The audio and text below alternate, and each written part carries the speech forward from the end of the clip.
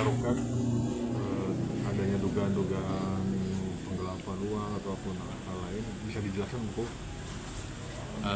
Baik, Assalamualaikum warahmatullahi wabarakatuh. Selamat sore. Saya coba menjelaskan terkait apa yang mungkin selama ini ada kegaduhan di Desa Cigarukak yang konon anggaplah ada penyalahgunaan wewenang oleh KUR Keuangan. Memang ketika itu sekira tanggal 22-an, tepatnya di pertengahan bulan Agustus, dia menelpon saya meminjam stempel tanda tangan. Ya, alasan dia katanya untuk pinbook.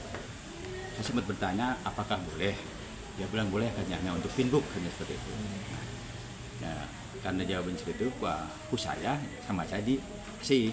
Saya berangkat ke Jakarta. Sepulangnya saya dari Jakarta kurang lebih 3 harian gitu kan. Saya tanya kembali, mana itu stempel? Dia bilang katanya ntar lupa. Nah, setiap ketemu dijawabnya sama dia ntar lupa terus. Nah, karena kebetulan dia memang tinggalnya tidak di Desa Cigarukak ya, dia di tempat kampung isinya di daerah Kalimanggis. Jadi setiap ditanya ntar lupa. Nah, kurang lebih ya sampai ke di Desember akhir itu stempel tanda tangan baru dikembalikan. Nah, dan selama itu pula tidak pernah dia itu mengajukan surat permohonan pencairan ke meja saya. Ya, biasanya kalau ada meja itu kan pasti ke meja saya dulu gitu. Nah, setiap saya tanya tegur mana tanda stempel, dan kamu kok belum ada pencairan, jawabnya selalu katanya ntar belum begitu terus. Nah, sekira di tanggal 20 Desember ketika ada evaluasi APBDes 2024, ya itu ada tim monitoring dari kecamatan, dari pihak kecamatan pun sudah warning bahwa kegiatan-kegiatan yang belum dilaksanakan segera jangan sampai lewat dari Desember. Oke, setelah itu tim monitoring kembali, acara selesai, kami mengumpulkan para perangkat. Salah satunya KUR Keuangan pun ada di tempat. Saya sudah sampaikan kepada dia, saya bilang ingat tadi warning dari dari kecamatan, Pak Kasipem, jangan sampai lewat dari Desember. Dia jawab iyalah, gitu.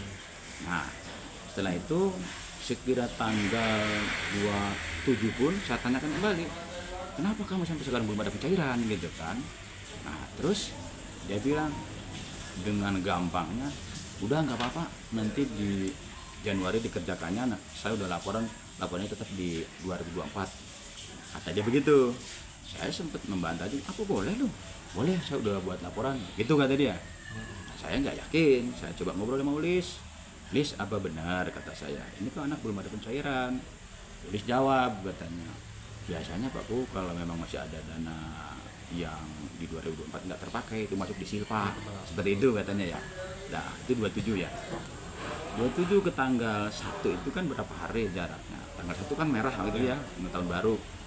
Nah, di hari Kamisnya itu saya sempat panggil dia gitu kan.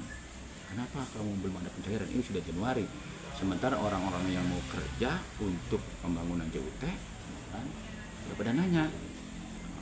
Dia jawab dengan istilahnya mungkin kayak nyesel atau apa, sambil nepuk buku yang setebal itu, ini aja masih minus katanya non budgeting katanya begitu. Udah, akhirnya saya dengan Pak Ulis dengan menjawab jawaban dari dia, ya udah non budgetingnya berapa. Nah, dia hitung, nah ditulislah di catatan Ulis itu kalau tidak salah sekitar 164 juta non budgetingnya, cukup signifikan kan. Akhirnya saya nggak berhenti di situ saja, saya dengan Ulis mencoba laporan lah, bahasa Indonesia, ketemu dengan Pak Kasipem, laporkan bahwa mohon maaf sudah sampai di Januari 2024 kami belum bisa melaksanakan kegiatan yang kemarin gitu kan, yang cuitek. Nah, akhirnya kata Pak Kasip, kok bisa begitu gitu kan, itu uangnya sudah di cairkan semua. Nah, saya kaget di situ Pak. Nah, akhirnya dapat informasi dari itu, karena udah sore juga, hari Senin atau hari Selasanya dia nggak masuk, kalau masalah di hari apa gitu, dan masuk, saya tanya lagi, coba kamu duduk di sini. Disitulah saya dengan Ulis ya maaf saya juga sempat terlontar kata-kata yang nggak pantas gitulah ke dia. Ya saking keselnya saya gitu, bahwa karena ternyata dia sudah melakukan pencairan tanpa seizin saya, tanpa sepengetahuan saya, dan tanpa sepengetahuan baik sekdes maupun para pelaksana. Seperti itu Pak. Akhirnya saya coba mencari data-data yang akurat ya ke kecamatan, rekom dia selama pencairan gitu kan. Terus saya coba dibandingkan dengan pencairan dia yang dengan BPR, ternyata memang akurat sama gitu. Jadi rekom dari kecamatan dengan pencairan itu sama. Pada saat itu saya coba direkap gitu ya, saya rekap ada beberapa pencairan dia baik itu non tunai maupun tunai. Ya nilainya cukup signifikan ya, non tunainya saja kalau saya kalkulasi itu kan itu sekitar 200-an. Bahkan ada yang saya curiga itu ada non tunai yang kepada seseorang yang konon katanya itu adalah saudara ipar dia. Seperti itu Pak. Nah, ketika saya tanya, karena uang sudah dicairkan semua sama dia, saya tanya dan dia pun sudah mengakui ya pemalsuan tanda tangan kami gitu kan. Jadi saya tanya uangnya kemana, dia jawabnya tidak ada, katanya dengan non budgeting saja dia bilang katanya masih minus, seperti itu Pak. Jadi sampai sekarang saudara Andi Rustandi ya, bahwa bahkan mungkin dia memframing bahwa uangnya diku gitu kan. Faktanya ya dia sudah mengakui pemalsuan tanda tangan, dan faktanya dia juga siap mengembalikan yang uang sudah terpakai oleh dia. Bahkan JUT-nya saja ketika kemarin JUT itu mau dikerjakan, jadi gini Pak, ada 4 kegiatan ya, yang belum dikerjakan waktu itu ya, yang 2024. Namun karena kami juga mendapat arahan bagaimanapun itu harus dikerjakan. Akhirnya saya dengan artinya untuk bukan saya katanya merasa ikut terlibat, tidak.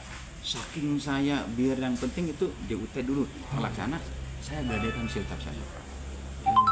Itu, tapi saya koordinasi dulu dengan dia. Nanti saya talangin, tapi kamu ganti kepada kawan-kawan, dan siap mengganti.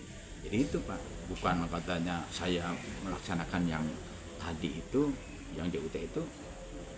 Mungkin ya anggapan masyarakat barangkali, wah jangan-jangan punya ikut terlibat karena dia mau mengganti gitu, bukan itu ya.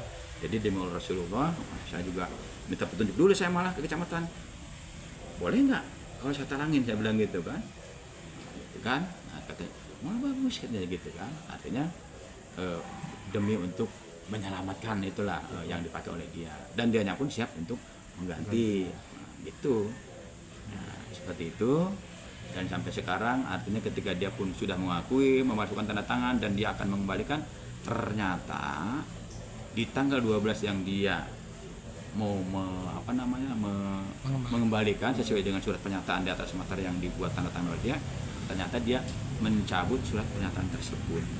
Nah, dari sejak itulah sampai sekarang dia pun belum pernah masuk lagi ke kantor atau ke balai desa, dan kami juga sudah mencoba melalui Pak Sekdes untuk artinya bahasanya menjemput barangkali, sudah memanggil ya untuk artinya bertugas kembali ya seperti biasa, karena status dia dengan dia mencabut surat pernyataan bahwa dia pengunduran diri itu kan dicabut kembali oleh dia, berarti kan secara otomatis dia pun masih sebagai perangkat.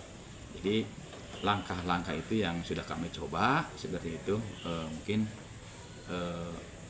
bentuk penjelasan kami kepada masyarakat. Jadi yang selama ini dia membuat booming barangkali ya, membuat framing gitu kan, bahwa katanya uangnya sama si Kuwu, katanya kan uangnya sama si Kuwu, itu sebenarnya fitnah ya. Saya pegang bukti banyak ya, baik dari rekom yang dia dari kecamatan, juga bukti-bukti dari pencairan dia dengan BPR kita sudah pegang. Bahkan pajak pun sebenarnya, mohon maaf, itu semua ada di dia. Nah, jadi uang pajak, uang PAD dari Bengkok itu kumpul di dia semua. Ya. Seperti itu. Mungkin yang pajak itu termasuk PBB juga ya? Oh enggak, PBB lain lagi. Oh, beda. Kalau PBB sudah beres, PBB tahun kemarin. Ini pajak ini Pak, pajak kegiatan. Kegiatan kayak Pajak PPN kegiatan. kayak gitu. Betul, PPN, PPH. Gitu. PPN, PPH. Nah, setelah langkah-langkah yang sudah dilakukan, harapan kedepannya Pak Bu terkait kondisi ini ataupun kaur keuangan ini gimana? Harapan kami begini Pak, kami sih mengikuti aturan bahwa memang karena aturannya bahwa dia itu mencabut surat pernyataan berarti dia kan statusnya masih sebagai perangkat. Ya, oleh karenanya kami coba mau merotasi gitu kan, ikuti aturan dengan tujuan ketika dia dirotasi berarti kami bisa mengangkat kaur keuangan yang baru. Ya. Namun di tempat kami ya karena ada warga yang mengatasnamakan forum ya tidak ingin dengan kata lain dia menolak mentah-mentah tidak ingin dia dirotasi. Dia inginnya diberhentikan langsung dengan tidak hormat. Seperti itu dari keinginan forum warga seperti itu. Nah, tapi kami juga sudah sampaikan di hadapan forum resikonya kalau memang ini yang ditempuh berarti mohon maaf untuk desa kita, dalam hal ini kami sampaikan di depan forum mungkin akan ada keterlambatan pencairan dana desa tersebut ya, sampai menunggu yang bersangkutan betul-betul dinyatakan sudah bukan perangkat desa lagi, seperti itu.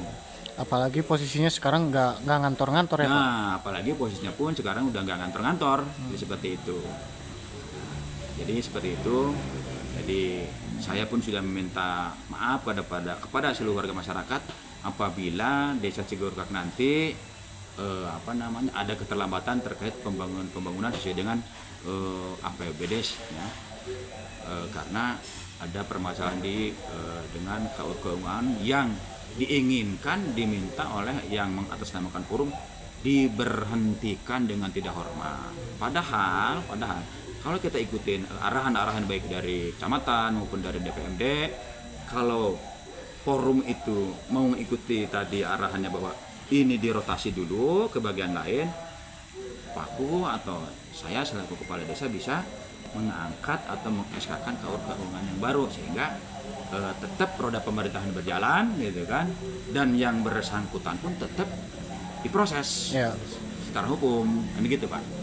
Jadi mungkin itu kalau secara kalkulasi sih Pak Bu, kerugian dari pemerintah desa sendiri yang dipakai oleh yang bersangkutan itu sekitar berapa? Kalau gini Pak ya, karena kan di surat pernyataan dia mau mengembalikan tuh ya. Kalau jadi gini Pak, kalau saya merunut ke hasil rekap ya, hasil rekap ya Pak ya, hasil rekap itu kalau hasil rekap itu Pak yang dia cairkan gitu ya selama dari Agustus sampai ke Desember, kalau saya lihat di sini yang catatan saya itu sesuai dengan rekom dia, bahkan dari bukti pencairan di BPR itu di angka sekitar 488 jutaan Pak. Namun kan itu belum dikurangi oleh kegiatan yang rutin ada, yaitu BLTDD. Jadi dari Agustus sampai Desember untuk BLTDD dan pos kesehatan itu selalu jalan Pak, itu nggak ada masalah, sehingga sekitar di angka 400-an. Nah, namun alasan dia adalah masih ada kegiatan-kegiatan yang dia sudah laksanakan itu Pak, sehingga totalnya itu saya merujuknya hanya ke kegiatan yang belum dilaksanakan. Kalau kegiatan yang belum dilaksanakan itu mohon maaf Pak, ini 200 bukan yang ini, ada mana ya,